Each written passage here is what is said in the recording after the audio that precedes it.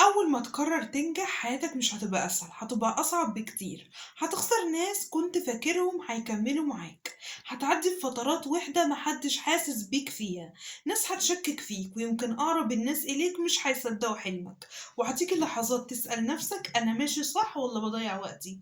بس الحقيقة اللي محدش بيقولها، النجاح مش طريق جماعي، النجاح طريق فردي. ولو عايز تنجح بجد، رقم واحد خليك متصالح مع الوحدة لأنها مرحلة مش نهاية.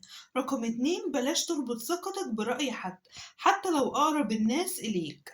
رقم تلاتة اشتغل كل يوم حتى لو مفيش نتيجة واضحة. اشتغل واتعب وطور من نفسك والنتيجة هتظهر بعدين. افتكر دايما الفشل مش ضدك، الفشل بيبنيك. اللي بيكمل رغم الشك هو اللي بيوصل. ولو مستعد تمشي الطريق ده لوحدك هتوصل. وما تنساش إنك تشترك في القناة الآن لو عايز تبقى من القليل اللي بيكمل وبينجح بجد.